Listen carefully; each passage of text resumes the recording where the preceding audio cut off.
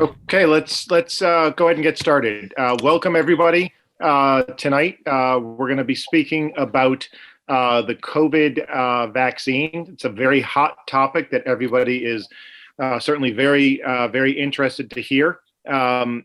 We've received a number of questions in the pre-webinar chat. We will be getting to as many questions as we can later on after the presentation by Dr. Kornbluth. You can continue to send messages or questions through the Q&A process on the bottom part of the screen there. And with that, I'd like to introduce Dr. Kornbluth, who will be presenting a very timely talk on vaccines, what you need to know as of December 23, 2020. Dr. Kornbluth, take it away. Okay, thanks, Pete. Thanks everyone for from dialing in. For those of you who didn't, excuse me, who didn't see the last webinar, a lot of it might even feel dated because it's about 2 weeks old already, but it's on our website and you can get there by putting New York Gastroenterology Associates in the search bar. A lot of basic overview for COVID-19 in general, and tonight we're going to focus entirely on the vaccine. And as Peter said, this is going to be specifically as of December 23rd, 2020. And as I talk with my patients, I always say it, I preface my remarks by saying, I'm running around because I just had to set up the slides at the last minute, as of 8:05, because by tomorrow morning it might be very well be different. And this is literally updated about 5 minutes ago because I just got, as you very well may have, my daily update from Governor Cuomo. I don't know how I got on his mailing list, that there are up to 88,000 New Yorkers who have been vaccinated as of this fast afternoon, and 32,000 of them in nursing homes. And so, as you probably know, hopefully I know many of you know many of my partners in New York Gastro Associates. If that's a new name, it's because Jim George, Pete Legnani, Michelle Kisas Hunt joined this larger group, and we've been delighted to join with them and give us the ability to do these kind of programs. So what are we going to talk about? And again, it's as of 8 p.m. December 23rd, the 14th night of Hanukkah, Christmas Eve. So I appreciate you guys took some time out, and I think this will, and hopefully in the Q&A session, we'll talk about spending Christmas Eve and spending this holiday season with our friends and families and loved ones. So whatever you wants to know, is the vaccine effective? Obviously, is it safe? How does it work? Because you're going to hear a lot about mRNA, messenger RNA, attenuated virus, adenovirus. Should you get the vaccine, and when can you get it? And finally, will the vaccine end the pandemic? And that's the big question, and everyone's talking about this as the light at the end of the tunnel, which God willing it will be, but where that tunnel ends is entirely an open-ended question. So where are we now?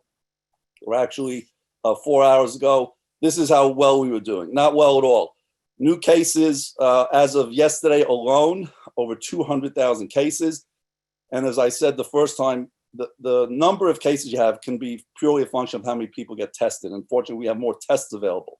So we are going to get more positive tests as well as you get more people tested. And then the positivity rate is a better measure than that of how many people in the community are infected. But even that is sort of subject to some bias, because maybe people who have minimal symptoms are now saying, gee, I better go get tested. But what you can't fake, what you can't manipulate, the numbers that have no way to otherwise explain are new deaths from this disease. And it's going up. And it's up 18% over the last 14 days. And if those of you have been following this as obsessively as I do in the New York Times several times a day, you know that nationally, the new deaths were as high as 60% in the last week. So 18% means a lot better, but it doesn't, because this is now 18% on top of that 60% increase. So we are doing abysmally again. We are doing terribly nationwide. We might not feel it in New York, New Jersey, Connecticut. Our case numbers are rising. Our hospitalization rates are rising. ICU beds are filling. And I know that because I read Cuomo's email about 15 minutes ago. And that is actually going to be an important metric about things closing down again, is the hospital ICU capacity. That's a metric we haven't talked about before. That's something Albany's looking at very carefully. So that makes this particularly timely that thankfully a vaccine has emerged. I'm going to talk about a number of terminology. I told a lot of my friends and patients over the last couple of weeks, you could look up our webinar from a couple of weeks ago. You'll probably learn something. Most of you probably know most of it. I could tell you that probably everybody on this call is going to learn something new, maybe a lot new, only because I learned a lot new just in the last 12 to 24 hours putting together this news. And again, this is as of now about 8:10. And again, by morning, it will be different, more likely than not. So we're going to talk about efficacy versus effectiveness. And those terms are probably going to be used interchangeably, and that's okay. But when you hear the word efficacy in terms of public health literature, efficacy means how well the vaccine, or if I use the word drug during this talk, I'm referring to the vaccine, how well does the drug or vaccine perform within the clinical study? That's a very straightforward number. That's efficacy. What's important and what governs effectiveness, what will determine if we get ahead of this disease is the effectiveness of the vaccine depends not only on the efficacy, obviously that's where it starts. Can we distribute the vaccine effectively? No one would guess that this can go without millions of flaws along the way. Never in the history of the earth has there been an attempt in the United States and worldwide. In the United States, there are 330 million people we'd like to get vaccinated. The vaccines we have so far, and I'll talk about the ones coming down the road. So far, what we have now, as you know, is Pfizer and Moderna. There are 2 vaccines each. So pick one or the other. You got 660 million doses that have to be delivered. And we'll talk about in a few minutes about the problems in sending some of these along, where they need specialized refrigeration, storage, etc. So this is a massive undertaking. And behind the scenes, the military has been involved. Operation Warp Speed, actually, the director of that is a military general, but they've made it very clear we're not going to be involved in delivering the medication. This is not a military unit that's going to be delivering it, and we're not going to be vaccinating. But in terms of logistics, the military is good at logistics, and they've been involved in some, but I'm sure not all of that, because there are so many moving pieces to this. Lastly, and maybe I will, hopefully what I'm aiming to do with this talk, as well as all the haranguing I might do when you're on the phone or when you're in my office or on these videos, is talk about the importance of these vaccines.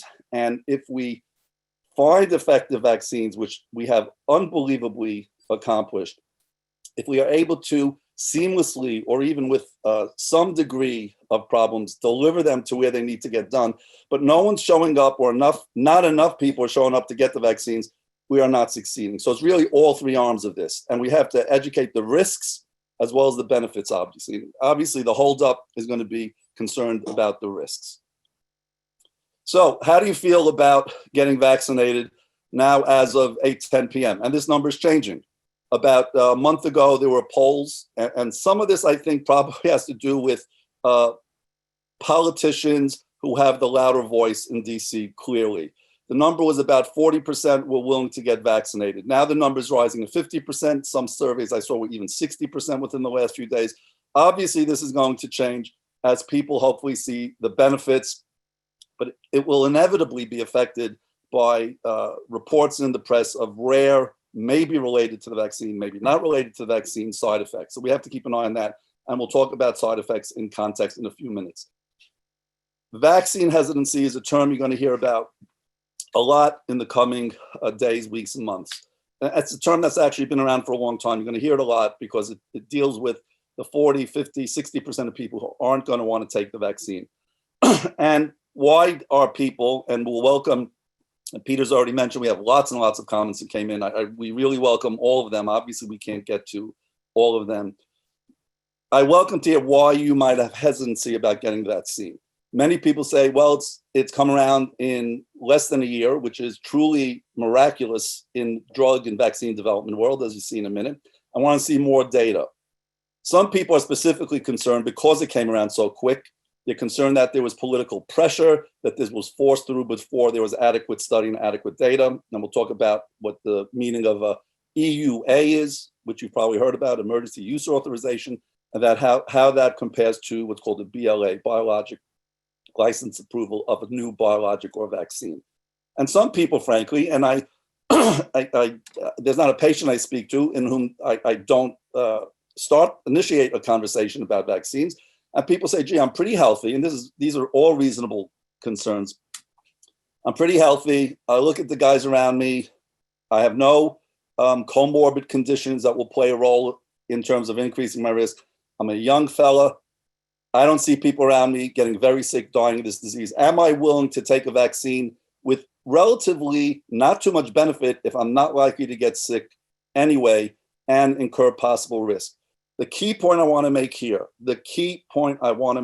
is it's not just about you or me. It's not just about you or me. You being the 20-year-old, me being much older, 61-year-old, thankfully healthy, I might get it. Jim George will tell me I'm sort of borderline obese, so I have that risk factor. We might not worry about getting sick, and we might not know we're sick, but we're going to go home. I'm going to see our parents who are 30 years older than us. We're going to see our grandparents who are 40 years older than us, and they can't bear to get minimally symptomatic. Those are the people who end up in ERs. They're going to end up in hospitals. They're going to end up in ICUs. They're going to end up on ventilators, and they're going to end up dying. And that's because we're running around healthy, which thank God many of us are, but infected. And the reason this disease, and I'm reading about public health and the history of flu nonstop, the reason this has, one of the real concepts about why this has been so overwhelming the entire globe is, unlike other vaccines that have been fatal, Ebola, SARS, MERS, is because those diseases, when you get it, you get real sick from the virus, and obviously you're taken out of circulation. You go home, you go to the hospital, and God forbid you die. The problem with SARS-CoV-1, the disease, the virus that causes COVID-19, and we'll use those terms interchangeably, so many people are walking around asymptomatic and well, yet they are highly contagious. So we can't stamp out the background frequency of the infection. That's why we can't get ahead of this. If, unfortunately, everybody died, as most did, the highest fatality rate was SARS-CoV-1 early on, and that's why essentially it stopped. Also, the behavior of that virus is you got sick very early on. There were not many asymptomatic carriers. You got sick, and you no longer were likely to spread the disease. So those of us, maybe this is the most important point I'm going to make, and then you'll make your own decision about whether you should take the vaccine or not. Those of us who think we're invincible, first of all, we're not. There are still 20-year-olds who die every day from this disease around the country. We might get it. We might feel minimally symptomatic. We might not feel symptomatic at all. We are still putting others at risk. We are still putting others at risk. Keep that in mind. It's not just about us. Now, I will present this to whoever listens to it. I will present this till I'm blue in the face. You can start by telling me, and there might be people on this call who are anti-vaxxers. And these are people who have this as religious beliefs, as one of various fundamental beliefs. And there are those who really, truly believe in various conspiracies. And one that you hear about not infrequently is Bill Gates, who has truly been a giant in the world of vaccinating the universe. There are people, there's a whole conspiracy theory, and I don't chase this down online, that Bill Gates has engineered vaccines so he can insert microchips when you get the vaccine. There is no shortage of bizarre, delusional conspiracy theories out there. I am not going to address them. If you belong to someone in group 3, you're entitled to your beliefs, but I will not even begin to try and convince you otherwise. This is really going to present the facts. Everyone will obviously make their own decisions. And I will tell you what I tell all my patients. And I said it the last time, I say it many times. You should always ask your doctor, you're entitled to ask him or her, what would they do if it's him, mother, father, brother, sister, or children? I personally will take the vaccine. I'm online to get it tomorrow, I'm told. So I'm going to go down to Sinai. I'm going to get my vaccine. That's all I could tell you. And I'll give you all the data now to tell you why I think that's the right thing to do. So we're going to talk about vaccine development. I'm going to get into a little bit more science, basically because science is all over the place now. And I'm going to make it easy enough that I think anyone with no science background can understand. And it will really inform you when you hear about all this on the news. And a lot of the news really sort of spins the data in ways that is not entirely accurate. And I think you need to be cognizant of what the actual terminology means. So we'll talk about the development process, and most of us have heard about this, Operation Warp Speed. We'll talk about what it means to look at a clinical trial. We're not going to make trial lists out of anybody listening. We're not going to ask you to go to medical journals. But again, most of the data we find on a day-to-day basis these days is in the New York Times. As soon as the study is completed, it's reported in the New York Times. We can't, frankly, afford to wait for the editorial boards, the peer review process to take weeks to months to publish it. So the data comes out in real time in the New York Times. Some of that means you have to take it with a grain of salt, but some of it, when it is really from top-notch centers, top-notch experienced clinical investigators, and in large part vetted in terms of the vaccine process. And you have to know that if a pharma or a biotech company makes an announcement on Wall Street, they are very liable to the FDA. So they really have to be very cautious about what they're putting out there. So for the most part, in terms of what you've heard from pharma or biotech companies, there hasn't been a lot of misinformation spewed out there that I'm aware of. So we'll talk a little bit about clinical trial interpretation and statistics, because if you're spinning data, you have to know who's spinning it to you and what that data really means. So this has really been a truly miraculous event in the history of medicine. Never has there been a vaccine created in this speed. Look at the various timeframes. Typhoid fever from 1860, not until the 1980s. Meningococcal meningitis, whooping cough, all of these took enormous amount of time. Ebola was truly a miracle. It took only several years. Fortunately, though, we don't see Ebola. We don't need that vaccine right now. Hepatitis B was a scourge for decades. It was worked on for a number of years and came to fruition fairly quickly, but it actually started as a live, what we call attenuated vaccine. Attenuated vaccine means you take the actual virus, you weaken it, and then you inject it. There is always the concern that you will actually get the disease. So we're not keen on doing live attenuated vaccines if we can avoid it. So this is, and you see this little dot, SARS-CoV-2 started in February, and as of December 10th, Pfizer already had their EUA. So let me define that now. EUA means emergency use authorization, and it is very clearly defined. The law was enacted after 9/11, but it was first came to day-to-day concerns. Now, obviously, where the FDA says because of a life-threatening, unique event, in the absence of entirely conclusive final data, we will consider the data as it is now and make a decision where we will authorize it for emergency use. They've done that and had some slips and falls in the last year. They did it for hydroxychloroquine, and then they withdrew it. Remdesivir, they did give it to, and then they did finally give approval. So it is part of a process. And you'll see the data now. It's hard to imagine, frankly, that between this EUA, emergency use authorization, today's December 23rd. So 2 weeks ago, Thursday will be December 10th, when Pfizer presented their data to the FDA. Subsequently, as you know, the next day, literally the next day, Friday, they had approval. Last Thursday, December 17th, same routine went on in front of the FDA advisory board. Moderna presented their data, and the following day or two, over the last few days, it was approved, and that's begun shipping. We're talking about EUA, and the FDA reserves its right to withdraw that. My very strong feeling is, based on the data you see now and the number of patients that have already been studied, that we're not going to see withdrawal. That's just my personal guess, and that of, I think, most people. So what's Operation Warp Speed? Operation Warp Speed was enacted.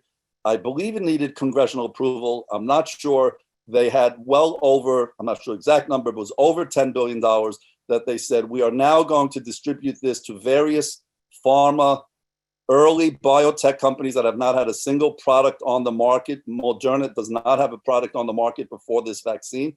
Others that have been funded are in the same shape. And we will fund you to do trials in a very accelerated fashion. And we will pay you to start producing the drug, the vaccine, before you even prove in the first patient effectiveness. Because no company is going to spend hundreds of millions of dollars and start manufacturing, and they don't get EUA or final drug approval and have to throw out tens of billions of dollars or billions of dollars of vials of vaccine into the dumpster. So they were incentivized to do this quickly and to produce well before their drug was approved, their vaccine was approved. And they're going to be companies that we've given money to. And this is not the government's largest, this is our tax dollars, but they have been producing drug. And that's why minutes, hours after Pfizer and Moderna were approved, they already had, you saw the fancy photos, FedEx were rolling out of their manufacturing plants. So that's how it got done so quickly. They had money to do the trials, and they had money to manufacture. So minutes after the drug was approved, the vaccine was approved, they could start shipping. You could see here how accelerated this process is. Just so you'll hear, because you hear about phase 1, phase 2, phase 3, phase 4, just because it's thrown around so much, just to familiarize with you, any drug, or in this case, vaccine, there's what's called preclinical studies. That's when they're studied in test tubes. That's when they're studied in mice, rats, in terms of the vaccines actually in rhesus and macaque monkeys are the animal model that work well in terms of demonstrating the formation of antibodies. That's the preclinical. Clinical, then you go into phase 1, 2, and 3. And phase 1 can take several years. If you look at traditional vaccine development, frankly, it's not that different than drugs, especially biologic drugs that are more cumbersome to produce. This process, instead of taking years from preclinical to completion of phase 3, took, as you know, months. Phase 1 is done in a moment. I'll show you. Well, let me talk through here. Phase 1 is basically to demonstrate safety, usually in a few dozen, 50 to 100 patients, or actually not patients, normal volunteers for just about any drug, or patients who are volunteering to get it, let's say for a drug, just basically see at a given dose, what is the safety. That informs what dose is going to go into phase 2, depending on what disease it is and how easy it is to recruit patients. For instance, in our patients with Crohn's and colitis, most phase 2 studies are in the order of hundreds, 300, 500, 600. That is basically testing continued safety testing, obviously, and various doses to look for the best effectiveness within a dose range. Phase 3 is on the order, for instance, our IBD drugs, in the high hundreds to low thousands. And that's to look at the doses you think are most likely to be successful. Continue, obviously, to always collect safety data. And that is basically the last phase before you go to the FDA and you submit those phase 3 trials, are typically called pivotal trials. The FDA always wants 2 trials, usually identical trials for a given drug, just to make sure one trial is not a fluke. And then the FDA convenes an advisory board, as they did for the vaccines. And you'll always see the day the advisory board votes is the day typically the stock starts to move. And you'll always see the qualifying statement. The FDA advisory board recommended by a vote of X, and the qualifying statement always is. And the FDA is not bound to abide by the advisory committee's recommendation, but they almost always do, which was the case here. So this all took part very quickly from preclinical to approval December 11th. How could it happen so quickly? This still boggles the mind, and hopefully will be a template for future vaccinations.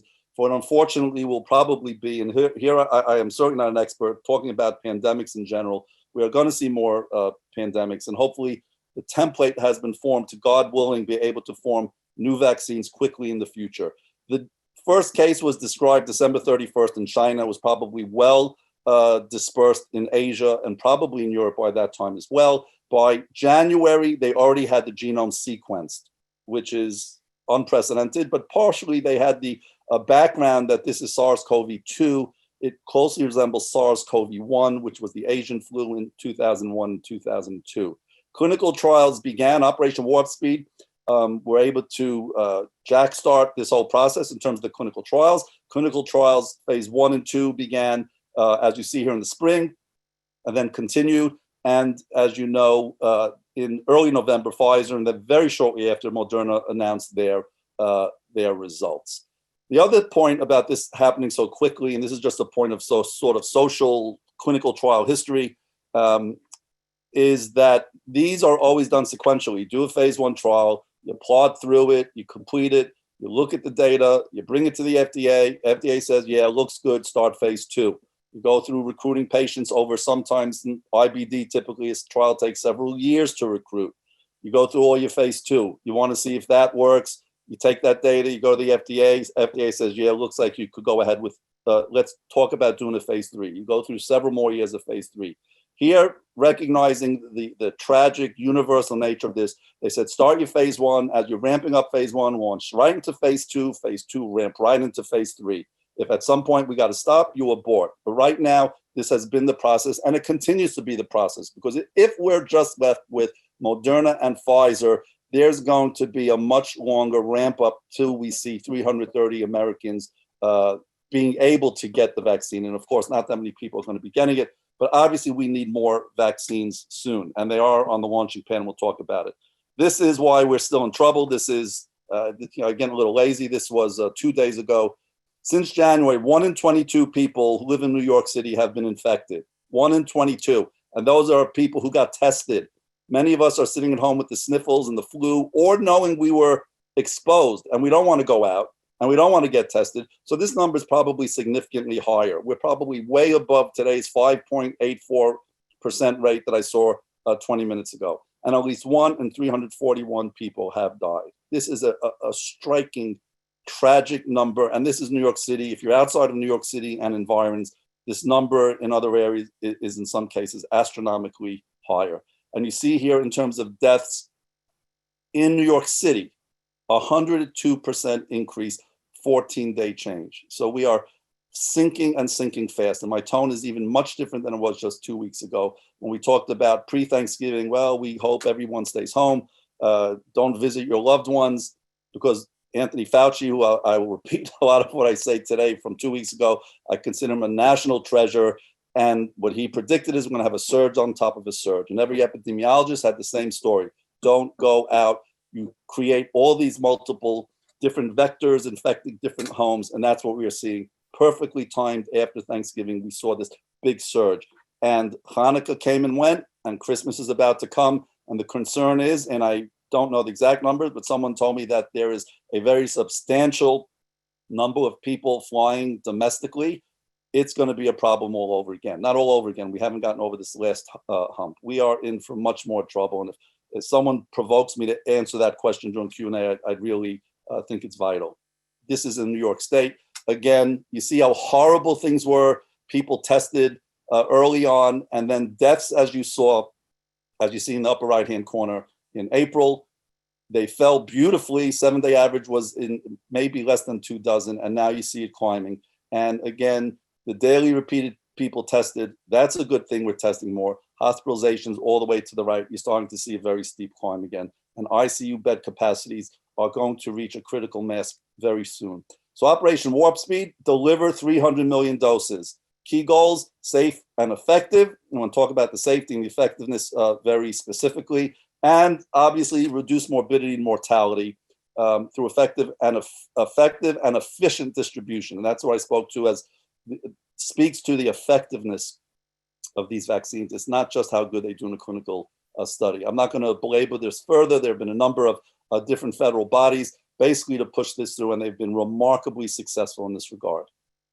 Now, what's out there? Because you're going to be hearing about these different vaccines, and you're going to hear about different techniques, and part of that is going to be of concern to you when you hear about the different kinds of vaccines. So the two that are approved are Moderna and Pfizer. Pfizer partnered with the company that actually discovered it, engineered it, BioNTech in Germany, and they have a very similar, the concept is the same, that it's a messenger RNA, and I'll show you some very pretty little cartoons about how the mRNA virus works. And we'll address concerns about RNA. People think this is the genome. This is going to feed a lot of conspiracy theories. You know, we're altering with your genetics. We're going to create some genetic monster. This is nonsense, and we'll go through the mechanism of RNA vaccine. There are protein vaccines where we deliver a protein component of the vaccine. So it's not a live, it's not a genetic, and that is Novavax and GSK, GlaxoSmithKline, and they are not far behind in terms of completing studies. Protein vaccines are much more complex molecules. It's going to be much harder to ramp up into tens of millions and hundreds of millions of doses. But frankly, if the effectiveness, remember, not efficacy, but effectiveness is there, we'll probably take everything we could get. And J&J, Johnson & Johnson, AstraZeneca have viral vector vaccines. And I'll talk about that. And that's probably going to freak out a lot of people, which it should not. J&J, Johnson & Johnson, those of you who have Crohn's and colitis, Janssen is a subsidiary of J&J, makers of Remicade and Stelara. They have been in this vaccine business as well. They have a trial that is probably, and I have no inside information, but what I've read in the public press, probably sometime in January we'll have completed the data and have it ready to present. The advantage of the J&J vaccine, and we'll talk about the numbers, is that it is a single vaccine rather than 2 shots, as Pfizer is a vaccine on day 0, and then 28 days later you get the second vaccine, and you really need to have both. 3 weeks later. Moderna is day 0 and then 4 weeks later. And you got to make sure you get the same one both times. And that too gums up the works with how to track this. You're not going to walk in to your local CVS or Walgreens, and I mention those two in particular because they've contracted with the government, and get your shot and walk out and then go to the snack section. They're going to have to get your demographics. They're going to need your contact info, and they're going to make sure that you get a call back to come in time and get the correct vaccine. That's Moderna and Pfizer. J&J is a single dose vaccine. I believe all the other ones, certainly AstraZeneca, is 2 doses. And Novavax and GSK will probably, I would guess, this is without any very specific information, be within the next couple of months. What the effectiveness will be of other types of vaccines is a guess, is purely a guess. And we'll talk about the distribution towards the end of the talk. And I could tell you between this slide and the end of the slide, you'll see that this changes because the slide later might not have been developed the same time as this one. Basically what's happening now, and this is going to still be a moving target day by day and being on the front page of the papers day by day as people compete for vaccines. Number one, first in line, and now we have, since this came out, this phase 1A, 1B, 1C, first line, and they've been online and getting it, are nursing home, chronic care facility residents and their healthcare workers there, and the healthcare workers who have direct exposure to COVID patients, ICUs, ERs, those who work on COVID floors. Just that behind them and my group is going to be people who have potential exposure to COVID patients, those who perform procedures potentially on people with COVID. And just today, they've offered it to the GI folks at Mount Sinai, who's been at the forefront, frankly, of COVID care, COVID research, and vaccine. They participate in the vaccine trials as well. Beyond that is going to be the terminal here is congregant settings, people who are, let's say, other chronic care facilities, let's say disabled adults. Somewhere along the way there, you're going to see it slipped in prisons, which, as you can imagine, if prisons get vaccinated before, say, school teachers, it's going to be a bit of a problem in the press. Now, and I've spoken to people in Albany, we've talked about this. It's hard to combat that perception, and it's absolutely true. But the issue is to sort of console the masses it's not only the prisoners who frankly are extraordinarily high risk, but the people who work in the prisons, they're coming back to the communities and they're at extraordinarily high risk. And they've been a high risk of infection in March, April, May, and a high mortality rate. And the prisoners, for obvious reasons, they are highly congregant together. Many of them have a history of multiple prior medical illness. Many of them are Blacks and Latinos who have a history of poor care in the past. And this I learned from listening to the FDA advisory panel for 8 hours last Thursday, is one of the advocates for prisoners to get it, is that they can't even get hand wash in the prisons because an effective hand wash has 62% alcohol content, and they don't want alcohol contact in the prisons. So they are that high risk, and obviously those exposed to them as well. So that's going to be something that's going to make the news. Then in terms of essential workers, this is going to be where you see a lot of maneuvering, a lot of politics.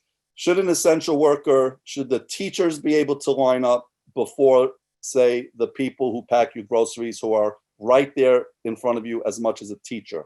Should the guy who drives the bus, who probably is higher risk than most people online, who's sitting there with 200-300 people coming on his bus right in his face, driving that enclosed tube for 8 hours a day, where's he going to fall on the list? Are manufacturers, where are they going to be? In other parts of the country, where are the food manufacturers going to be? Where are Con Ed people going to be? People who are essential to public service. So this is going to be some huge morass of people getting online. So that remains to be seen. The top line, there hasn't been much debate there. First responders is also a broad line. And then pre-existing conditions, how that's going to be defined remains somewhat to be seen. Certainly diabetic, hypertensive, bad chronic pulmonary disease, heart disease, liver disease, kidney disease. Where do immunosuppressed patients fall? Or are patients with Crohn's and colitis who are perfectly well, young people on stable doses of their immunosuppressive drugs, will they be considered immunosuppressed individuals to jump the line, so to speak? We don't know. How are you going to document that you have heart disease? Are you going to come in and say, gee, I just had angina and I fell down in the street in front of the CVS? How are you going to document? Do you come with a doctor's note? What do you do? How much documentation will you need? How do you document immunosuppression? Do you need to come in with a prescription? Who knows? All of this remains to be determined. None of this is going to happen overnight. None of this is going to happen overnight. The optimistic viewpoints, and again, I listen to anything Tony Fauci says, and here is, I have some disagreement because he is predicting that by March, April, May, everyone's going to have access to it, May, June. Just looking at how things are rolling out, obviously things will improve in terms of the smoothness and the logistics. We can't be overly optimistic, and I'll speak to this at the end. Once you get the vaccine, you're not clear and free. And certainly if you're not gotten the vaccine before April, May, June, July, or whenever that time comes, you're certainly not any better off today than you were a month ago. In fact, you're much, much worse off. 65 and over, that's going to come somewhere maybe in the second line, maybe in the third line, 1B or C. 65 might be different than 75. So there's a lot of moving pieces. This is being addressed and perhaps changed on a daily basis almost. This talks about phases 1, 2, and 3, which we've already discussed. So I'm just going to take you through, when you look at a clinical study, because you'll see these graphs in the New York Times, just so it doesn't make your eyes blur, I'm going to sum it all up. I'm going to show you data that we look at as physicians, and hopefully I will make it seem as clear as it can be to any first-year medical student whose head I bang against the wall. This is basically phase 1, 2, and 3 of the Moderna study. Everything I'm going to show you now is Moderna because I had, frankly, putting my finger on their slides was easier than digging back for Pfizer slides, which were all of 1 week older. Just about every statistic I will give you from Moderna is superimposable on Pfizer, both in terms of effectiveness and safety. I am not presenting Moderna data instead of Pfizer because any advantage whatsoever. They are both 2 vaccine doses. The only advantage Moderna has is in terms of its transport. It does not have to be at super, super cold, minus 94 degrees, and that will have impact. So this is the way a study looks. Phase 1, you basically just gave it to a bunch of people, make sure it's safe, and you want to see, is it in fact producing antibodies? Do a blood test afterwards. Do you develop antibodies to the vaccine? Then phase 2, you gear it up, larger number of patients, and then phase 2 and 3, efficacy, safety, and immunogenicity, meaning do you make antibodies? That's what we're talking about, immunogenicity. So efficacy assessments, I'm going to break this down, but I'll show you the top line here. I think you can see my pointer. Pfizer, the efficacy was 95%, Moderna, 94%. That's identical. And both of them, this was 2 weeks after the second dose. They got both doses when this measurement was made. Almost remarkably identical. If you didn't see the data, you would think Moderna cheated on the test. This was so identical. You'll see one difference, and I might as well make the point here. Pfizer, now there's several things we're interested in. Obviously, we don't want people to get sick at all, but we also don't want to see asymptomatic carriers. I'm going to talk about how these studies did not look at that. They looked at people who got symptomatic and tested positive on the PCR nasal swab. What we are actually, obviously very concerned, are these vaccines strong enough not only to prevent mild symptomatic COVID, but can we reduce the likelihood that you'll have severe COVID, that you're going to end up hospitalized, ICU, and die? Are the vaccines that effective? So the only difference in terms of data interpretation is that Pfizer did not show that for the simple reason they could not document that in a statistical way. In the entire trial of 30,000 patients, only 10 patients had a case develop of severe COVID. 10 patients in the entire study. Turned out 9 of them were unvaccinated. Only 1 who got a vaccine out of these 15,000 patients, because 30,000 was the entire study, half placebo, half vaccine. 1 out of those 15,000 patients who were vaccinated had severe COVID. So you got 1 compared to 9. You say, gee, that 9-1 looks pretty good odds. It is, but in a statistical sense, it doesn't quite cut it. You'll say, how could that be? Because it might be a point that is contested. Imagine this. Let's say you flip a coin 10 times, comes up 9 times, it comes up heads. You say that looks like it's probably a weighted coin. There's probably something to that coin. But you say, well, 9 out of 10, maybe not. But if you did 900,000 versus 100,000, which a much larger, we say a much larger sample size, 900,000 to 100,000, it prevents severe disease. So 1 out of 10 couldn't quite make that point, but clearly there's no reason to doubt it, especially since Moderna, which in every other way behaved similarly, almost identically to the Pfizer trial, they happen to have in their same sample size of 30,000 people, 15,000 drug, vaccine, 15,000 placebo, 30 people had severe disease. 9 of them hospitalized, 1 of them died. 30. All 30 were placebo patients. So when you have 0 vaccinated patients get severe disease, 30 with placebo get severe disease, those numbers are pretty obvious. It doesn't mean anything different than Pfizer. Pfizer just happened to have fewer patients, placebo or vaccinated, get severe disease. The message is basically the same. Certainly, as we follow the Pfizer patients out, and unfortunately more placebo patients will have severe disease, we'll see probably that difference in Pfizer patients as well. What's an endpoint? Well, primary endpoint, the point I make here, you don't have to read all of this, but this is what you guys, we all recognize is even mild COVID.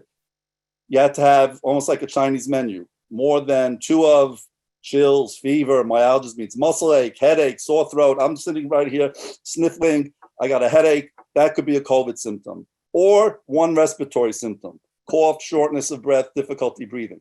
This is not casual data collection. The patients or the volunteers for the study were sending in their data daily electronically. So this data was, and the point I'm going to make time and time again is that you're looking at safety. This was not casually collected data. This was meticulously collected data. So you had to have, in these 2 trials, and actually AstraZeneca is actually testing everyone for actual virus in all comers, whether you had symptoms or not. This looked at patients who had volunteers who developed symptoms and then had a positive nasal swab, all right? So there could be umpteen number of people walking around after the vaccine or placebo who truly developed asymptomatic means no symptoms, asymptomatic COVID. They got a positive nasal swab, but they were not symptomatic, so they didn't come in to get tested. So this study, both Moderna and Pfizer, identical trials as all of them have been, is that you had to have symptoms to trigger the PCR to be called a positive. You needed to have both of those. And again, symptoms and a confirmed SARS-CoV-2, again, that's the nasal swab that we're familiar with. And the primary endpoint, adjudicated cases means somebody who is judging the cases as related, as the symptoms being related or not. 14 days or more after the second dose. And we'll talk about first dose in a minute. So what's the definition of a severe case? It's not, oh man, I feel bad, I feel terrible. Severe case, everything in these trials, any drug trial, is meticulously defined. I'm not going to go through every one of them, but just basically our respiratory rate of more than 30, you're really huffing and puffing. Your heart rate is 125. This is sitting still. This is not after running around the room. Many people, and probably a lot of people on this call, unfortunately, have been sick or have been with someone who's infected. and know about pulse ox or pulse oximeter. You can now buy them online. Our usual pulse oximeter, our oxygen concentration should usually be, if you have no heart or lung disease, 98%, 97% on room air, meaning no oxygen supplementation. When you're on room air, start falling under 93%, that's sort of when the bells go off and we start thinking about, yeah, you should be going to the ER. Or outright respiratory failure, shock, acute renal, basically kidney, liver, or neurologic dysfunction, or obviously admission to ICU or death. So any one of those classified as severe, okay? We're not just talking at a fever of 104, you felt miserable. These are hardcore physiologic endpoints. So the question always is, when you look at a trial, and we do this when we're evaluating trials for Crohn's and colitis, is the patient sitting in front of me really look like the patient in the trial? So when you're saying, am I looking like the volunteers in this study? This is what you want to know. Who were the people in this study? And I could tell you there was a lot of attempts, and they succeeded partially, to make sure groups who have been traditionally underrepresented in clinical studies, and more importantly, in good clinical care, namely African Americans and Hispanics, would be represented in significant numbers in these studies. And to the extent that they could advertise in those communities, you see in this group, 80%, and again, Pfizer was similar, not identical, but similar, 80% white, Black African American, 10%, and Hispanic, where I'm looking for down on the list here, was roughly, I believe, 15 to 20%. Oh, Hispanic Latino at the bottom, 20%, okay? And look how it mimics what we have in the background population. It's pretty close. Black African American, 10% compared to 14%. In terms of Hispanic or Latino, really mimics very closely what we see in our country as a whole. So look at where you are in terms of how you match up with patients in terms of ethnicity. How about where you look? Do you look like the patients in the study in terms of age? Were they all doing healthy 20 to 30-year-olds? Well, this is what they did. We were also, not we, but the people designing these studies were aiming to try and get older people who are at greatest risk of getting the disease and becoming ill. So 18 to 65 without comorbid conditions. Comorbid conditions, fancy way to say other underlying diseases. So 18 to 65, and Moderna was 18 to 65. You might have heard a lot of chatter in the news. Pfizer had 16 to 85, but not too many 16 to 18-year-olds. So people are arguing, should 16 to 18-year-olds really get the Pfizer vaccine? Because there's not that many 16 to 18-year-olds in the study. Moderna started at 18. Again, I'm showing you Moderna data. The outcomes are virtually identical. So almost 60%, as in both the placebo, and you always want to make sure that you have the same kinds of patients in placebo as in a treatment group. 18 to 65, 60%, those with in that age group who had underlying comorbid conditions, 17%, more than 65 with or without comorbid conditions, 1/4 of your patients. So you're capturing 1/4 of the study, people over the age of 65. What are the comorbid conditions? So if you have any of these illnesses, you see how many of the people in the study. And again, you have to make sure people in the vaccine group look like the placebo group, and they did. And what is the one that really stands out is obesity, which is not, some of us might not recognize obesity. And here, they classified it really as severe obesity as a very, very, significant risk factor. Do not see very much liver disease or HIV, and cardiac disease. Surprisingly, chronic lung disease and cardiac disease, surprisingly, we didn't see too many volunteers in there. Okay, occupational risk factors. So this is going to speak to, gee, where do I fall in terms of the prioritization in the triage? Who is in these studies? It turns out healthcare workers, teachers, and students made up 1/3 of the population. I don't have the data. I don't think they broke out the data based upon what your occupational background was. It really comes down to age and whether you had comorbid conditions. Now, because you might see maybe different advertisements, not from the pharma companies, a company that gets an FDA EUA or any drug approval in the history of humankind cannot make claims that the FDA does not sign off on. The FDA will shut them down. You have to have very specific terminology if it's coming out of the mouths of the pharma companies. It can be spun on Wall Street, can be spun in the press. So when you see 95%, and it could be spun in terms of side effect rates by anti-vaxxers. So let's talk about what 95% in the trial means. I didn't know what it meant until I really sort of dug down and started reading.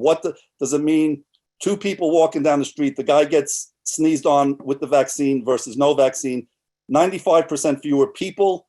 Is it 95% who get the vaccine don't get infected and 5% do? What it really comes down to, and here's the very simple arithmetic, it's the infection rate in people who didn't get the real vaccine versus those who got the vaccine, divided by the infection rate in the placebo group. Very simple. If the infection rate in the placebo group was 8%, it was actually much lower, and the infection rate in the vaccine group was 4%, documented by symptoms and a positive PCR, then it's very simple. 8% minus 4% is 4 over 8. That is 50% effectiveness. I deliberately put a little form, and that's how simple it is. And you might intuit it, but it can be spun, I'm afraid, in different ways. And the same thing will be done, I think, with safety and adverse events. The number I picked 50 is because it's striking that the Moderna and Pfizer has a 95% efficacy. It's unbelievably remarkable. Influenza vaccine that we advocate for every year, 60%, that's cool. We're good enough with that. FDA will give approval. FDA said, all we want in today, where everybody is getting infected, we want to stop this pandemic, we'll settle for a 50% efficacy. 50%. And they're hitting it out of the park with 95%. This is why it is almost too good to be true. And I always say, if something sounds too good to be true, it usually is too good to be true. But we now have over 30,000 vaccinated patients here. We have AstraZeneca patients, we have J&J patients, and although we don't have efficacy data on those, we have safety data, which we'll get to in a moment. So now this is, and you'll say, why am I boring you with statistics? And because this is a decision everyone's going to have to make in the next month or two. This is a 95% confidence interval. I could tell you probably 95% of the doctors I work with can't define a confidence interval, a 95% confidence interval.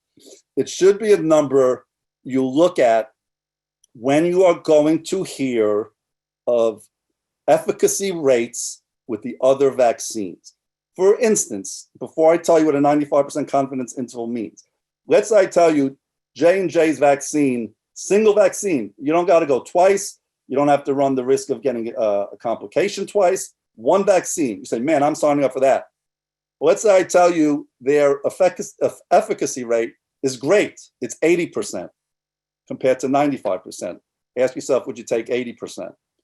How about if I told you it was 90%? Would you say, okay, I'll sacrifice 5% efficacy, which we just defined, so I only have to take one vaccine? So that's the question. So I'm going to tell you about what a 95% confidence interval, so maybe it'll help you put into context a little better. Let's say a study is done, the same study is done 100 times. Do the same study, repeat in 100 studies of the same number of people each time. The confidence interval, the 95% confidence interval, is the value would fall between the higher and lower of those numbers 95% of the time. And I didn't put in for Pfizer, but it's again almost identical to Moderna. So for instance, Moderna, the efficacy you'll see was 94%. Based on statistics, which is in fact pretty simple statistics to do on a calculator, if you did the Moderna study 100 more times, 30,000 patients each, statistically speaking, the efficacy will come out 95% of the time between 89% and 97%. Okay, so 94% is what we call point estimate, one result, one study. But if you want to know in the larger global sense what's more likely to happen, 95% of the time, 89 to 97%. Why I'm making an issue of this? Because if you look at J&J's data, and I have no idea where it'll fall out, the only reason Moderna was not a shocker when we saw that Pfizer had 95% or 94%, Moderna was identical, is because they're both RNA vaccines. J&J is not. So there's no reason to believe, oh, third in the class, we're going to see the same result. We have no idea. So let's say you see a J&J outcome of efficacy of 88%, okay? And I think I gave, here's an example. Let's say the next vaccine is 75% effective. I'm not predicting J&J, but the 95% confidence interval is between 70 and 80. So the real number probably falls between 70 and 80%. Let's say J&J, and again, don't know the results, is instead of 94%, is 88%. And the confidence intervals are 86 to 94. It gets you closer. So I would want to know, personally, I'm going to look at it myself, is 88, frankly, if everybody was 2 injections and one was 88 and one's 94, I'm going for the 94.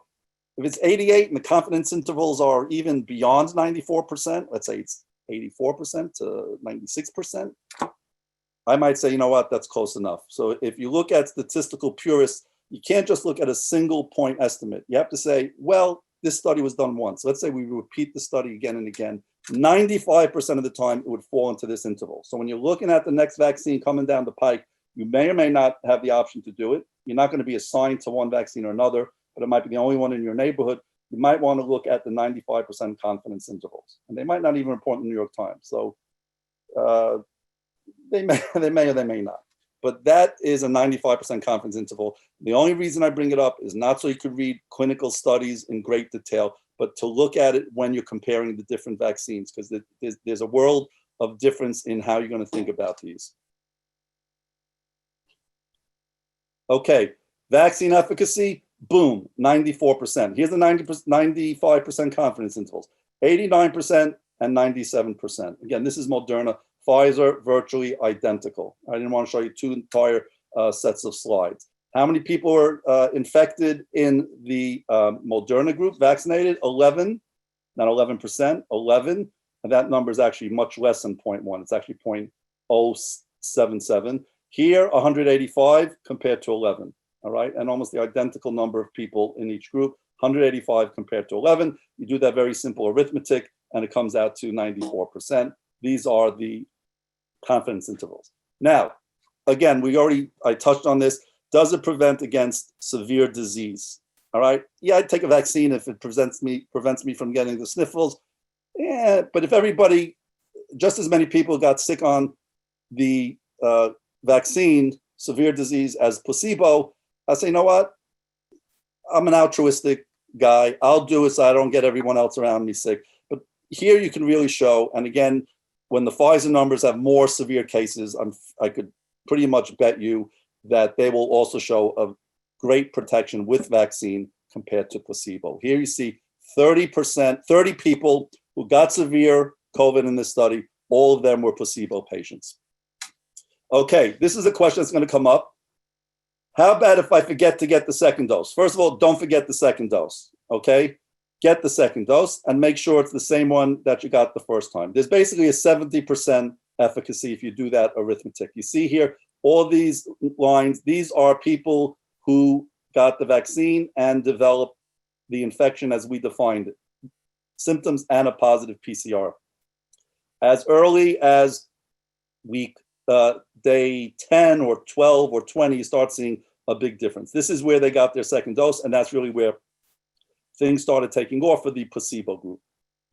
Another reason these studies, and it's going to be harder, this is going to make it harder to do more trials. These studies took so quick was A, people are terrified of the disease, rightfully so, and they said, let me get on a study where there's even a 50% chance I'll get a vaccine and hope that it's effective.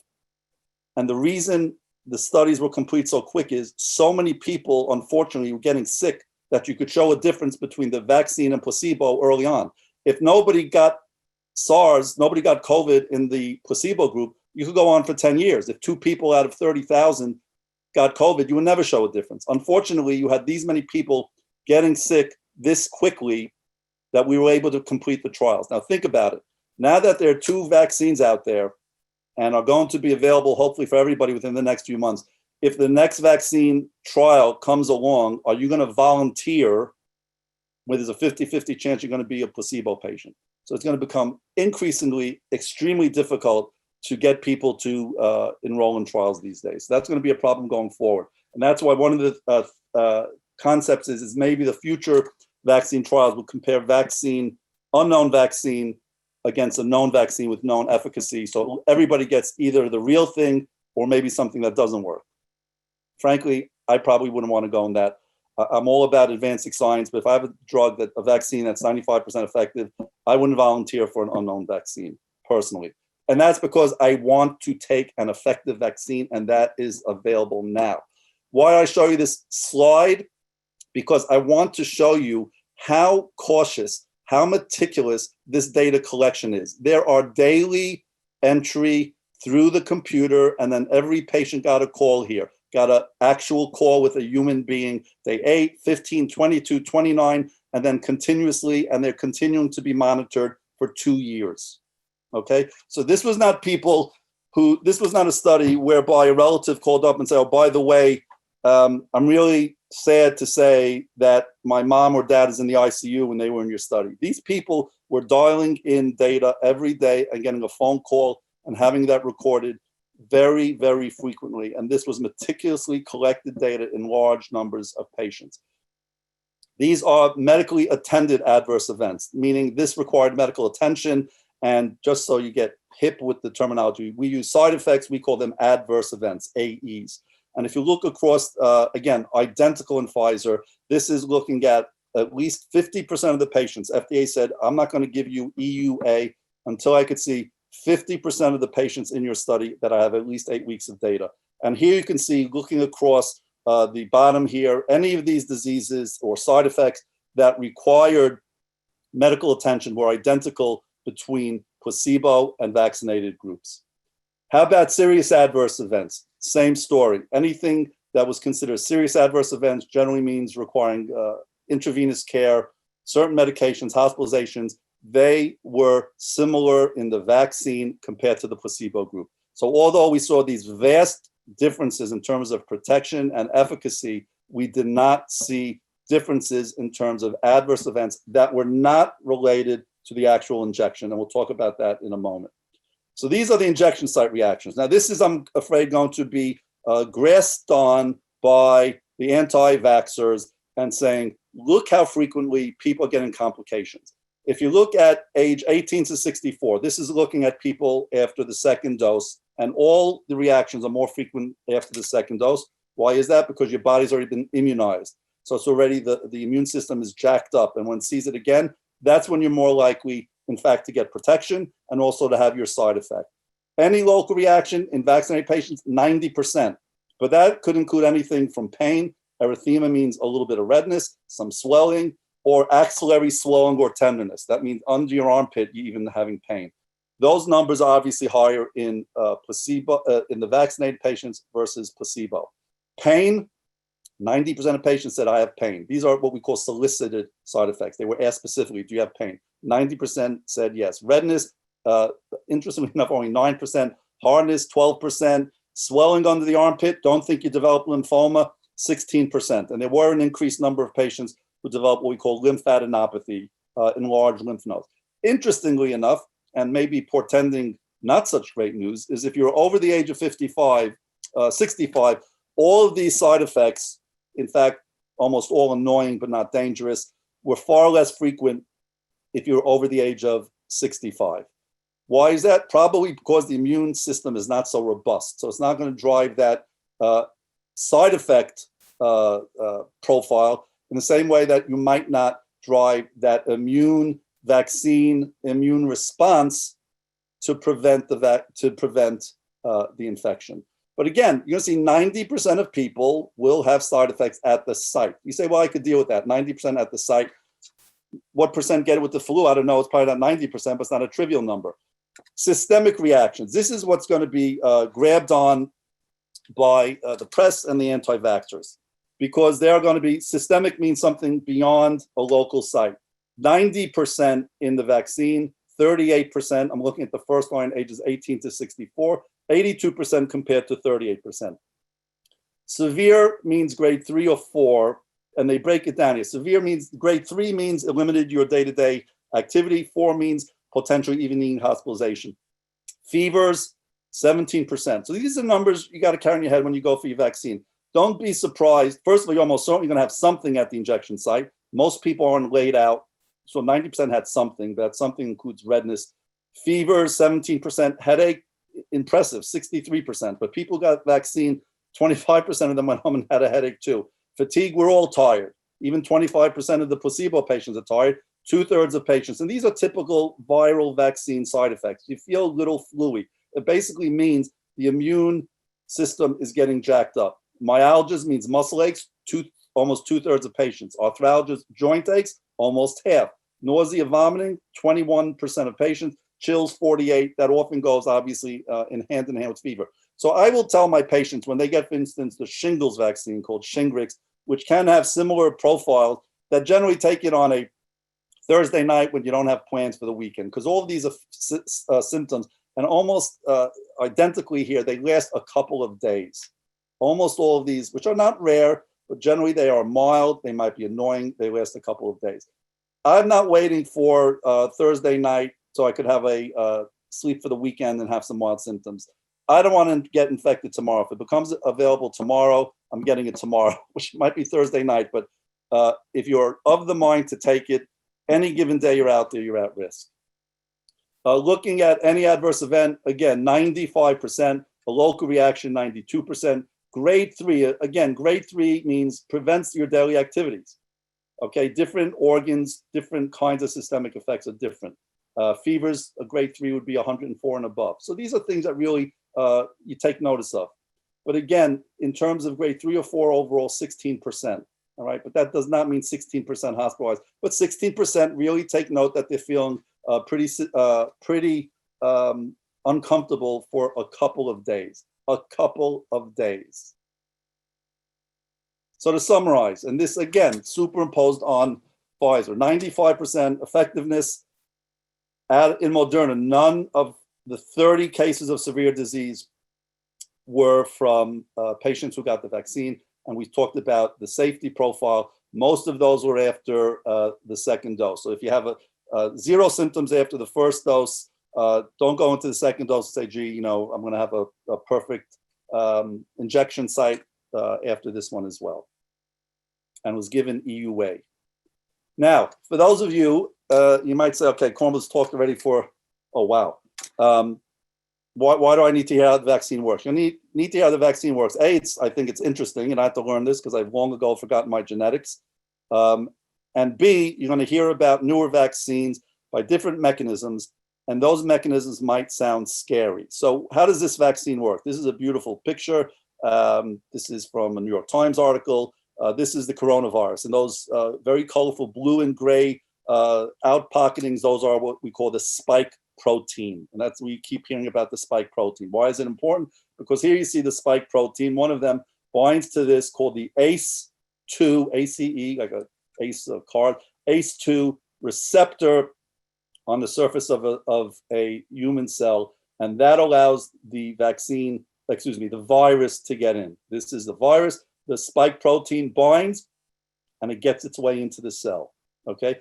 If we could do something to neutralize this spike, this virus is going to circulate around, but it can't get into our cells. Okay.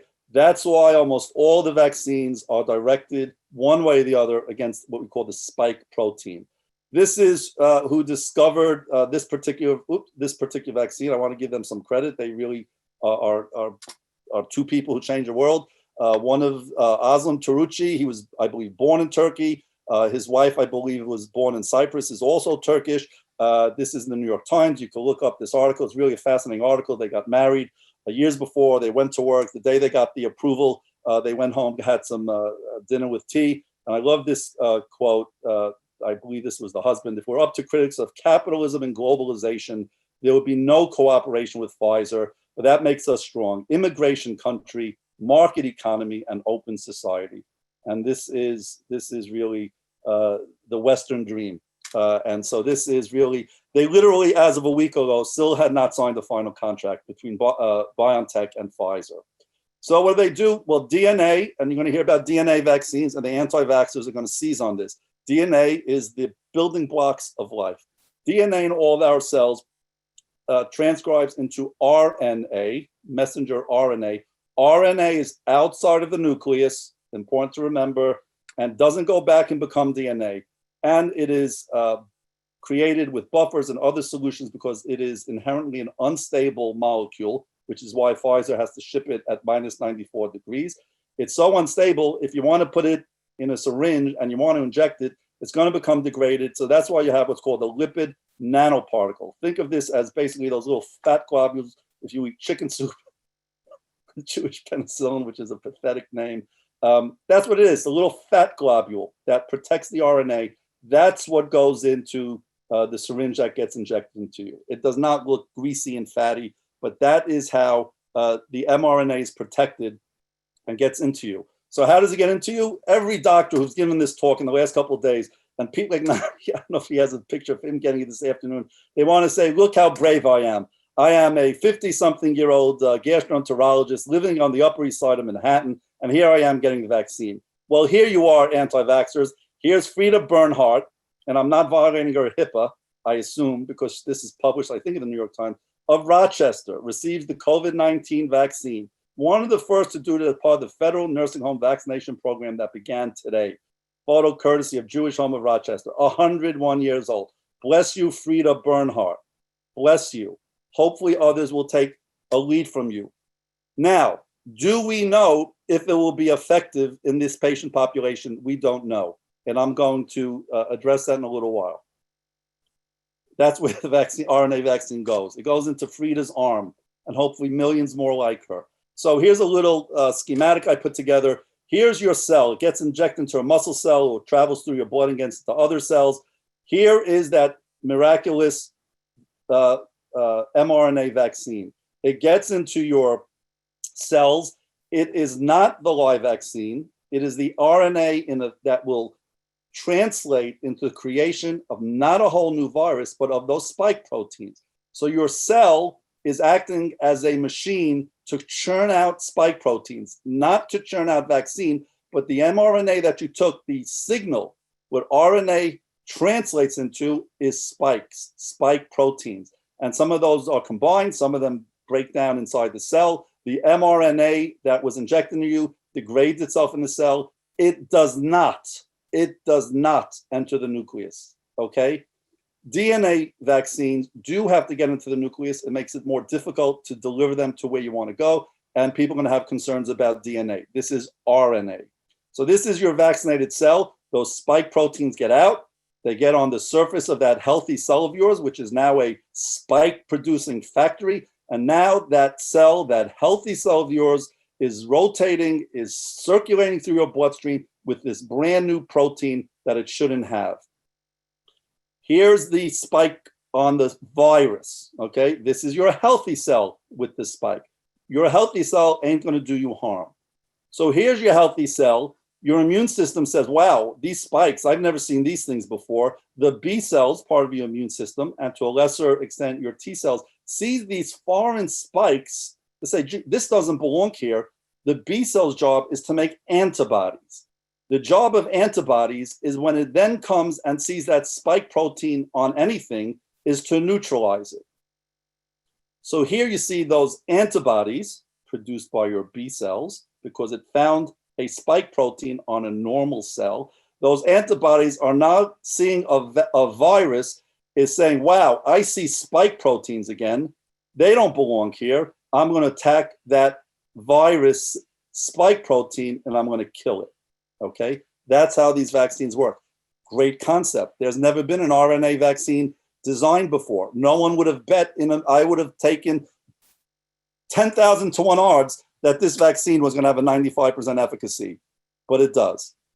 There are other ones. I'm not going to go through all of them. You're going to hear about protein vaccines. We already mentioned them. In this country, I don't think we'll ever see a live attenuated vaccine. Live attenuated is basically a live virus that's been attenuated. Measles, mumps, rubella, those are live attenuated vaccine. People who are not immunocompromised, they could get a live attenuated vaccine, and their immune system sees this new virus.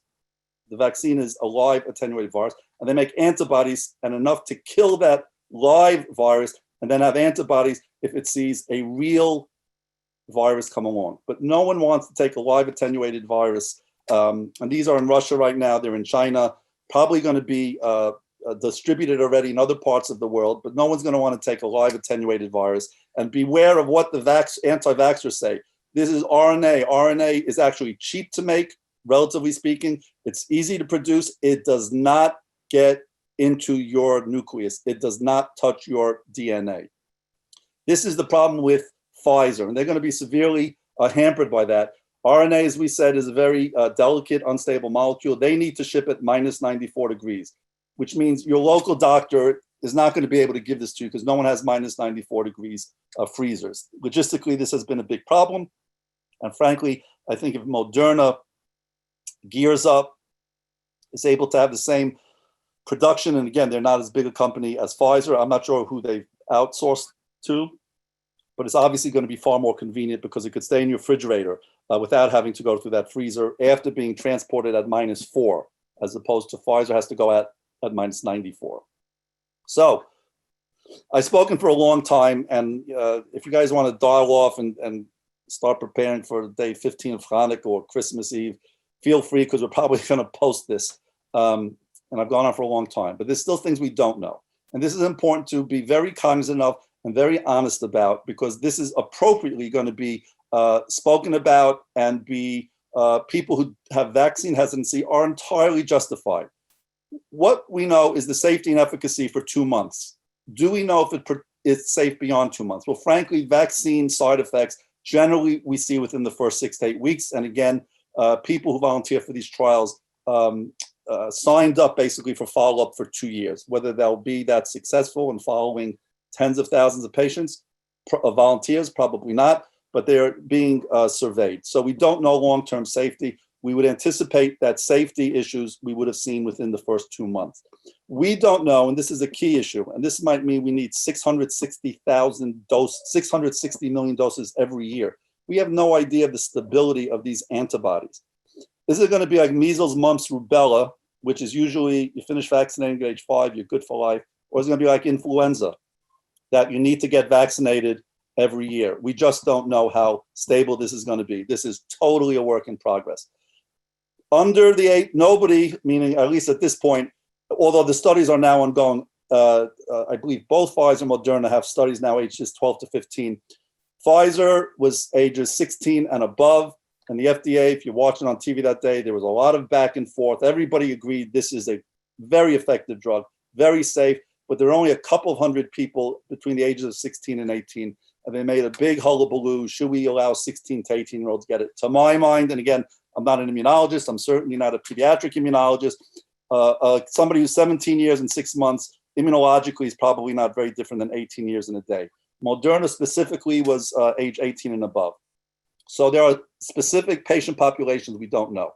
Children, but frankly, in the big picture, we all love our children very dearly, but fortunately, the children have had, over the last year of this, the lowest incidence of infectivity, and fortunately, thank God, a very, very low likelihood of severe disease. So that is not the top priority today in terms of identifying the next candidates. Teenagers, on the other hand, are, because we know the likelihood that teenagers and college-age kids get infected is considerably higher above the age of 9 to 12, 15 to 18, 18 to 22, very high likelihood. In that 16 to 18 group, we'd like to get all those people while they're in junior, senior year of high school, while they're out partying, going off to college and infecting entire communities of college towns. And that's been a real problem, as you know, in colleges. So the younger teenagers haven't been studied. They are now being studied. Pregnant women were excluded from the studies. I don't want to misquote, but I believe the American College of Obstetrics and Gynecologists, and if anybody is OBGYN on the call, please send a message into Peter. I believe they said that this is something you should discuss with your physician on an individual basis. They are certainly not saying don't take it. Immunocompromised patients. So we who treat a lot of Crohn's and colitis, this is a real issue for us. But I can tell you what guidelines are going to say. Immunocompromised, in terms of what we see in Crohn's and colitis, many of our patients are on drugs that suppress your immune system. So should we say you haven't been allowed in the studies? Why not? Because the drug company said we don't want to look for any trouble. Let's do the most stable patient populations in terms of their immune system. So they weren't in the studies. I could tell you that there's an organization, the International Organization for IBD, a group of experts, I think in 60 countries by now. And the meeting, there was a meeting on Friday, and the consensus, and they're going to publish them any day now, if not earlier today, was that people on all the immunosuppressive drugs should get one of these two vaccines. There's going to be discussions about how about live attenuated vaccines or non-replicating vaccines, and that'll bring me back to J&J in a moment. So they were not included, but this is not a live vaccine. And as with all our patients on immunosuppressive drugs, we say if it's not a live vaccine, you could get it. And all of the different classes of medications we use, we're going to say you can use it. Now, I can't extend that to other immunosuppressive drugs. I don't begin to know what the oncologists are going to tell their patients on chemotherapy who are in real dire straits if they get sick. I have a patient who's ulcerative colitis and multiple sclerosis. She called me yesterday about a specific drug used for multiple sclerosis, which is an anti-B cell drug. I don't know the answer to that, but I could tell you, and the Crohn's and Colitis Foundation, which is a treasure trove of remarkably thorough, comprehensive, well-vetted information, I'm fairly certain they're going to come out with identical recommendations. If you're on immunosuppressive drugs, these vaccines are safe. We don't know, as I said, whether it prevents against asymptomatic infection. Right now, we're satisfied to say it prevents people from getting sick and preventing people from getting severely ill. What happens if the second dose of vaccine is missed? I've heard because I'm obsessively listening to other people's webinars. So last night, I heard one from the American College of Gastroenterology, and there was basically a vaccinologist who basically said, if you miss the first dose and it's more than 4 weeks, go get the second dose anyway, and you don't need to get a booster. But that, again, we just don't know. There hasn't been that much out there to know about this. Briefly about J&J, AstraZeneca. They are adenovirus vectors. These are viruses that cause the common cold. They've been inactivated as viruses to induce the common cold. In those adenovirus is a slice of RNA that gets into the cell and produces spike proteins. So basically you're delivering the RNA instead of a little fat globule inside an inactivated adenovirus. So people might say, well, somebody's shooting you full of viruses. That's true. There are many vaccines that have been used for years in this machinery, so to speak. The adenovirus, it gets in, it delivers the RNA, the adenovirus does no harm. So that's something you're going to hear about both with AstraZeneca and J&J, the next two big vaccine programs that will probably be complete in the next couple of months. So I believe, finally, I would not get it the same day as you get the flu vaccine or Shingrix. This is an important question. I bet a bunch of people wrote it in. They did not exclude people in the trials who had prior SARS-CoV-2, no matter how it was documented. If you had high titers of the PCR, if you had high titers of the antibody, you still came into the study. And the official recommendation is, we don't know how long your own prior immunity will last. Get the vaccine. Immunocompromised, this is actually the CDC, and in terms of our meds we use, same story. And again, this is not a live vaccine. And we have to put it into context. And this is, if I'll leave it for my final slide, well, pregnancy and lactation, I already mentioned. No real data on lactation, but not so far, again, based upon what the CDC is issuing, not thought to be a risk to breastfeeding infant. This is, we already talked about phase 1, 2, and 3. And this is the point I want to make. Will this end the pandemic? And the answer unequivocally is no. A, because not everyone is going to sign up to get this vaccine. The immunologists, the epidemiologists, the infectious disease experts, the numbers I hear are about they want to see 70% herd immunity, herd, H-E-R-D. Enough of the herd of humans have been infected that to say the remaining 30%, there's not enough people out there to get infected to continue to perpetuate this. 70% means you need to have a lot of people vaccinated. We don't know ultimately what the global infectivity exposure rate has been. Is it 10%? Is it 20%? but that still means we need 50, 60% of the universe vaccinated. The other problem is our big concern, and God bless Anthony Fauci. If you just want to learn something every day about living with this disease or living in this universe, is go online and just Google it, what Anthony Fauci or Scott Gottlieb, the former FDA commissioner, has to say that day. We will not end this pandemic if we have 70% of people immune and along the way we drop our guard. We don't know, frankly, if this prevents asymptomatic disease. First of all, you might be in the 5% who are not protected. Secondly, you might still be able to transmit this disease. When will we know when the coast is clear? I'm not sure how they're going to know that. Certainly, you're going to see the case count plummet. Hopefully, it's not going to plummet. It's going to go down gradually. It is not a free ticket out of jail card. There is no way to consider this a cure or prevention if we drop our guard. And it's bad enough how few of us are really abiding by everything. If we use this as an excuse to rip off the mask, try and go and drink with our buddies, this will never end. So it's important. This is the light at the end of the tunnel is there. We have no idea how long that tunnel is. We have no idea. And to use a corny expression I thought of 30 seconds before I started, it's up to us if we want to continue to lengthen that tunnel and keep doing poor care, or if we want to shorten this tunnel, get everyone vaccinated, convince everybody to get vaccinated, looking at all the data, and still behave along the way. And with that, I'll finally shut up and turn it over to Pete Legnani. Asher, thank you. That was a fantastic, exhaustive review. Exhausting. Exhaustive, not exhausting. There was a number of questions that we can break down into different categories, and actually a bunch that you have already answered within your presentation.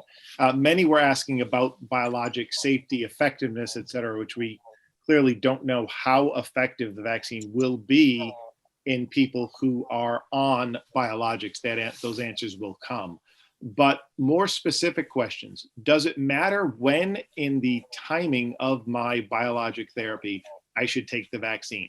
I.e., I just had my Stelara, Humira, Entyvio, Remicade dose yesterday, and I received a call that I should get the vaccine, or I'm eligible to get the vaccine today. Are there any recommendations? Yeah, so that's a great question. So again, there's a lot more we don't know than we do know. So I had that exact question, which I forwarded to Maria Brew, who's a superstar. You won't find the basic science immunologist smarter than her, or IBD clinician smarter than her. She's actually chairing the IBD consensus group, and they discuss it only in passing. The answer is, when the vaccine becomes available to you, take it. The only provision, maybe we'll try and taper your prednisone quicker. It's not that we're worried that if you have higher levels of the Stelara, let's say you took your Stelara yesterday, that if you get your vaccine, you're going to get sick. The concern is actually if you have more Stelara on board or more Remicade on board, will it impair your ability to develop the antibodies? Remember, these drugs suppress your immune system. Can it be that it will suppress your body's ability to make antibodies? So if you got Remicade yesterday, and someone calls you up and says you could get the vaccine today, do you want to wait 8 weeks? I would say no. Get the vaccine when it becomes available to you. Might you need, as for instance, hepatitis B vaccines, the Series 3 vaccines? We know that people are on some of the immunosuppressives. They're not protected after 2 doses. They need the full 3. Will the same thing be true with COVID vaccine? We don't know. But I would just say at this point, you might have less ability to make the immune response you want, but get it when you can.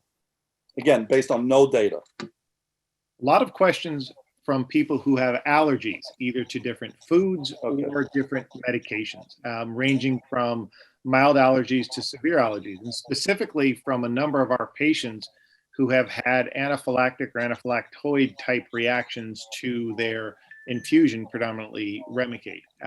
So that is really in everybody's mind because of the reports of people having had anaphylactic or anaphylactoid reactions to an injection. Are there specific people who need to be concerned if they have a food allergy or a drug allergy, and what steps should they take? Well, so, again, you got to keep your eyes and ears open. Maybe we'll find, we've seen in these 2 studies, 30,000 patients in each study, half were vaccinated. So we thought we have data on 30,000 patients for 2 months. So we have data on 30,000 patients, also AstraZeneca and J&J in their ongoing studies. Any side effects are reported and haven't been severe side effects. Having said that, so we have 30,000 or 100,000 patients without severe side effects cropping up. Maybe in 1 million patients or 10 million patients, we're going to start seeing side effects that are rare but important. And then you just need to do the math in your head. Are you willing to take a 1 in a 10,000 chance or 100,000 chance of a given side effect to have protection against this particular virus and your risk? Having said that, so it was very unfortunate, and this is why we got to keep our eyes open. And anti-vaxxers is different than being vaccine hesitant. There were, as you know, within a couple of days of Britain rolling out the Pfizer vaccine, there were 2 anaphylactic cases. Both of those people, and this actually came up at the Moderna FDA board because it happened between the FDA Pfizer and the FDA Moderna meeting. They said, you know what? We didn't actually see this in the trials with Moderna, but it's happened with Pfizer.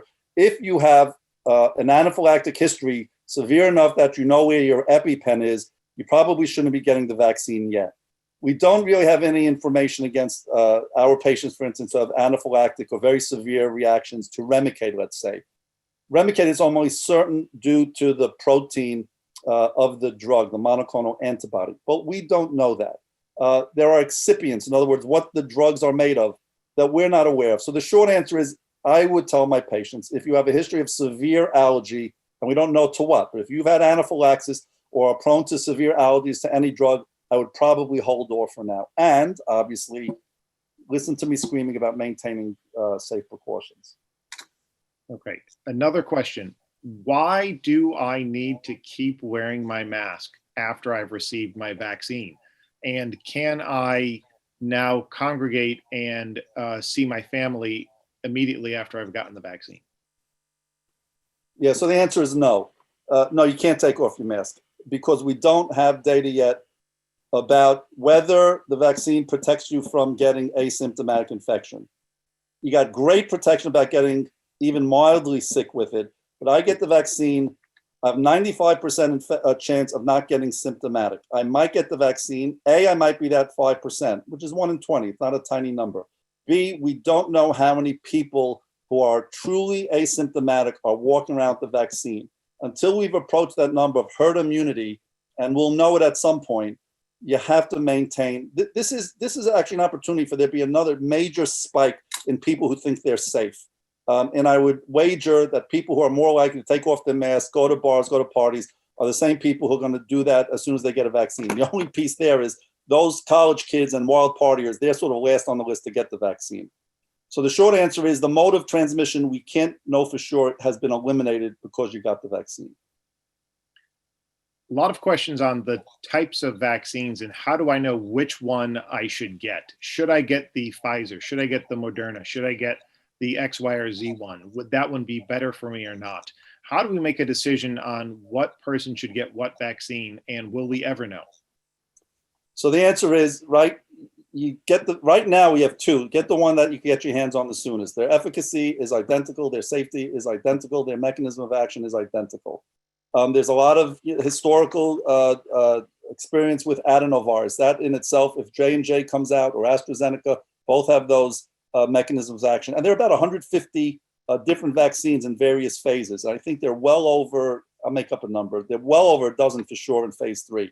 I would not want a live attenuated vaccine if there are totally totally non-live vaccines. You're going to follow the data. Keep your eyes and ears open. Read the New York Times literally every day. It's a simple free app, New York Times Corona mobile app, and see if things are starting to crop up with any of them. Right now, you have Moderna, you have Pfizer. You're not going to have anything else for at least 4 to 6 weeks.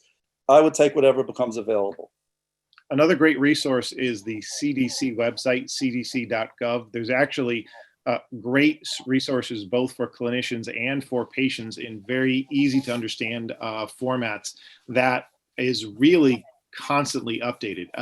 And for the New York Times website, as well as that is written, the CDC website, I think we can all agree, is the most unbiased source and the most continuously updated source that we can all refer to. A number of questions were about pregnancy and breastfeeding, which you addressed, but that seems to be a very important issue. Many of our patients, especially those on this call who have IBD, are concerned that if they get the vaccine, that they will not be able to get pregnant or it will lead to infertility. Is there any data that you know of that demonstrates that these vaccines will lead to infertility? Because there has been a misinformation or disinformation campaign that has been started trickling this nasty rumor. So the short answer is I don't know.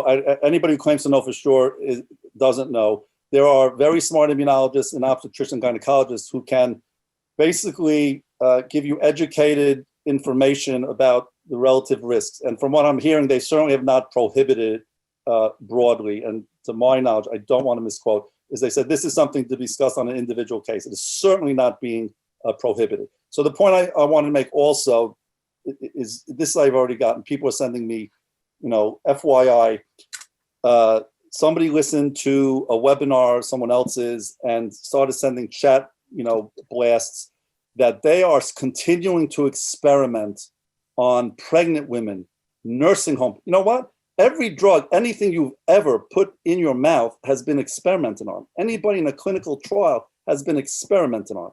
It sounds like, God forbid, you're in Nazi Germany in an experiment. Any study is an experiment. It is particularly hideous to hear that you're being experimented on. These medications have been in trials. Every drug you've been experimented on. To be fair, and we don't know, we don't have data on pregnant women. I believe there was something like in the teens of people in the Moderna trial. There were two spontaneous abortions in the placebo patients. There were no bad outcomes in literally a handful of pregnancies because they excluded patients. But patients did become pregnant between, say, the first and the second dose or subsequently. So there's no information there. Oddly enough, there were no patients, nursing home patients in these trials, and they are obviously at presumably highest risk, and they were not included. The children are now being studied. Immunosuppressed patients were not studied. Pregnant patients were not studied, and nursing home residents were not studied. So all of that is true. So you have to make your best educated guess of what your risk of getting COVID and the risk of complications. Lots of questions regarding the different mutations that are being popped up across the world, specifically the mutation noted in England and more recently, even today, noted in Ireland, about the increased infectivity of that mutation. Questions regarding the effectiveness of this vaccine against that or any of the other countless mutations that can occur with this virus. Will it be as effective, and will we be required to get this vaccine every 6 months, every year, every 2 years? Can you have any comment on that? Yeah, the comment is as egotistical as I am in my real life. I also know what I don't know, and I don't think anyone knows the answer to these questions. I certainly don't, and I've been following it obsessively like everyone else the last 48 hours. We just don't know. We just don't know. And certainly the immediate question is, will these vaccines protect? We don't know. There are thousands of mutations that are possible, and whether you hit the right sequence of mutations that will make the spike protein resistant to these vaccines, we don't know. But you're better off, frankly, obviously, getting vaccinated for what's here now and worrying about what's going to happen in the future later. We just don't know. How are people going to know that they are eligible to get the vaccine? Will they be getting a notice from the government, from their doctor, from their pharmacy, from their insurance plan? And then once that notice is received, how would they go about getting the vaccination? The short answer is it's going to change every day. Read the New York Times, go on New York State Department of Health website every day. You're going to hear it in the news. Again, I started out saying something at 8 o'clock. It's now 9:40. The New York State Department of Health might have put out a bulletin that, yes, now we're ready for all people with comorbid conditions as of Friday. There is no way to predict any of this. The prioritization is going to change daily. So how you're going to know, I don't know. I would say it's going to be blasted from the rooftops. Read the papers, keep the radios on, go to legitimate sites, New York State Department of Health, CDC, and really the New York Times and Department of Health. You have to remember, there were a lot of hearings and committee meetings by the CDC. The CDC does not determine whether an EUA is issued or a drug license is issued. They are basically Center of Disease Control. They're the group there that is invaluable over the centuries in studying epidemics and disease spread. They had committees and made relatively firm recommendations on phases from phase 1 to the very last priority. That is guidance to be used by whatever the states want to do. State by state might be very different. So they are general policies. I think that we all need to remember what it was like back in early March, when it seemed like every single day there was new or different, sometimes even conflicting information that came out. I think it's important for all of us to, have some patience and understand that there is going to be a long rollout for getting the vaccine. And 2, understand that getting the vaccine is not the end of everything. So we're still going to be wearing masks. We're still going to be taking our precautions. And the vaccine does not mean the pandemic ends. So I think that that is going to go a long way for everybody in terms of being able to waiting for their dose of the vaccine. The last question would be, if the vaccine is 90 to 95% effective, how do I know if it's effective in me? Are there going to be blood tests that tell me that I'm protected, or will I just have to guess? So these are all great questions. And again, on a webinar, and God bless Dave Greenwald, who I see was chatting before. Dave Greenwald is, for those of you speaking, he's a malach, he's an angel sent from heaven. Bruce Sands, who's the chief of GI at Sinai, stole him, I'll say, from Montefiore. He's the chief of clinical GI in the endoscopy program at Mount Sinai. Some reason, the American College of Gastroenterology finally came to their senses. And Dave Greenwald is now the president there. Dave Greenwald is such a malach, or for you Yiddish speaker, tzaddik, righteous person. He's the president of the American College of Gastroenterology. He runs one of the most busy and prominent GI divisions in the country. He was personally picking up the phone and dialing gastroenterologists, nurses, technicians, people who clean the scopes, and telling them it was their turn to get vaccinated. So the answer is, as you say, things are changing day by day. David probably didn't know 2 days ago when he's going to get the vaccine, or when he'll say that I can get the vaccine, or the next person. Read the papers, keep your eyes and ears open, keep asking your doctors, because our recommendations might change. There might be news about pregnant women, there might be news about immunosuppressed patients, and there might, again, be side effects that we didn't anticipate. But again, put it into context. There was a study, I might be making this up a little bit, either in Hong Kong or in South Korea, and I don't remember which vaccine.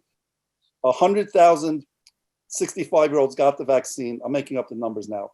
20 people died of brain aneurysms rupturing in the next week after the vaccine. And the country went crazy. They shut down the vaccine program. And then they said, let's look at the last week, 100,000 people over the age of 65 who didn't get the vaccine. Just as many people had brain aneurysms.